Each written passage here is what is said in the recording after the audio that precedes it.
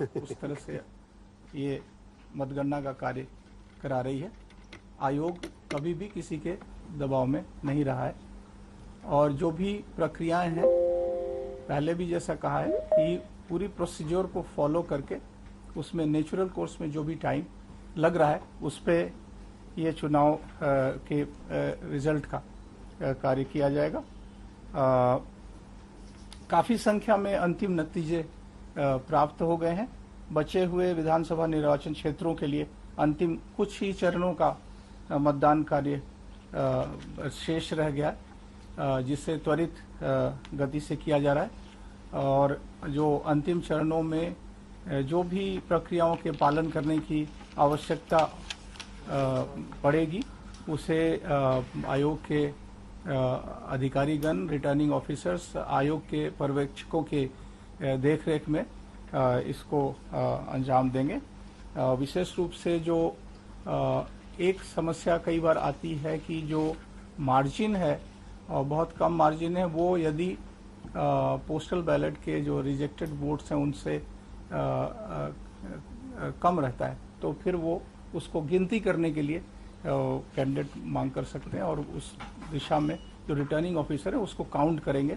तो वो ऐसी स्थिति कुछ जगहों पे ही आ सकती है जहाँ पे कि मार्जिन बहुत कम है और ये जो पोस्टल बैलेट रिजेक्टेड होंगे वो उसको फिर से गिनने की ज़रूरत पड़ेगी।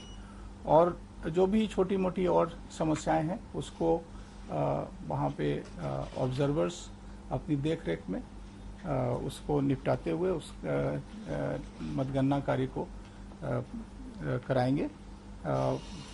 जैसा कि उम्मीद है कि ये अब कुछ ही चरणों के चुनाव शेष हैं। ज़्यादातर जो देखा गया है करीब 17 स्थानों पर 5 से कम चरणों का चुनाव बचा है। कुछ जगहों पे 10 से ज़्यादा हैं लेकिन उनकी संख्या बहुत कम है और अभी जो लेटेस्ट आंकड़े हैं वो चूँकि बहुत डायनेमिक है, इसीलिए हर राउंड का चुनाव के नतीजे आते जा रहे हैं। उसकी सूचना अभी हमारे साथी अधिकारी आपके सामने प्रस्तुत करेंगे। जहाँ तक उपचुनावों के नतीजों का प्रश्न है, छत्तीसगढ़, गुजरात, हरियाणा, झारखंड, कर्नाटक, मणिपुर, नागालैंड, तेलंगाना और उत्तर प्रदेश के नतीजे आ चुके हैं। उड़ीसा की 1 सीट और मध्य प्रदेश की 8 सीट के लिए भी अंतिम चरण में ये मतगणना की स्थिति है। मैं और ज़्यादा बिहार के बारे में जानकारी देने के लिए मैं अपने साथी चंद्रभूषण जी से कहूँगा कि वे डिटेल इसके बारे में बताएं। जी, नमस्कार दोस्तों। जैसा कि ये विदित होगा कि हमारे यहाँ जो है काउंटिंग की प्रक्रिया बड़ी जोर शोर से चल रही है और अपने वेबसाइट के हिसाब से अगर मैं देख रहा हूँ तो उसके हिसाब से अभी तक 146 सीटों के नतीजे जो है वो डिक्लेयर हो चुके हैं और 97 जो है वहाँ के ट्रेंड्स जो है वो दिए गए हुए हैं। अभी 1 घंटे पहले एक पर्टिकुलर सोशल मीडिया में एक मैसेज आया था कि किसी पार्टी के द्वारा कि उसमें 119 सीट किसी एक पर्टिकुलर पार्टी के लिए जीतने के बारे में बात की गई थी। मैं यहाँ ये लगभग 1 घंटे पहले की बात थी। आप हमारा वेबसाइट पब्लिक डोमेन में है और आप सभी अच्छे तरीके से उसको बार बार देख भी रहे होंगे और आप समझ रहे होंगे इसमें कि जो जीत जो है वो अभी जो दिखाई जा रही है वो कुल 146 है, कुल 243 सीटों में और 97 सीटों में रुझान जो है वो दिखाए हुए हैं और ये फैक्चुअल सिचुएशन है उस चीज को लेकर के।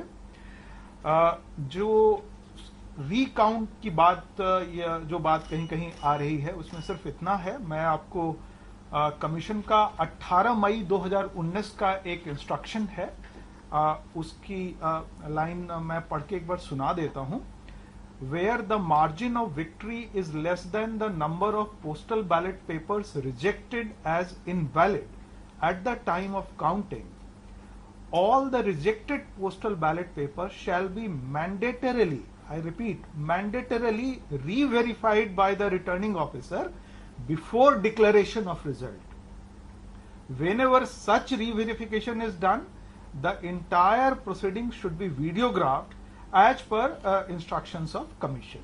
So this is the existing instruction issued on 18th May 2019. So wherever जहां कहीं भी ऐसी कोई सिचुएशन बनती है जिसमें कि मार्जिन ऑफ विक्ट्री जो है, अगर वो पोस्टल बैलेट जो इनवैलिड डिक्लेयर हुआ है, रिजेक्ट हुआ है, अगर उससे कम है, तो उसमें ये रीवेरिफिकेशन का कार्य जो है रिटर्निंग ऑफिसर के द्वारा मैंडेटरीली किया जाएगा। इसके अलावा जो बात है, हमारे यहाँ जो है राउंड की गिनती बड़ी तेजी से हर जगह चल रही है, और जैसा कि आप देख रहे होंगे, ये संख्या जहां पे अब गिनती जो है कुछ ही चरणों में बाकी है, वो बहुत ही डायनेमिक है, जैसा कि हमारे महासचिव महोदय ने ऑलरेडी आप लोगों को बताया है। तो जैसे जैसे इसके नतीजे आते रहेंगे, वैसे वैसे आप तक ये पूरी जानकारी पहुंचती रहेगी।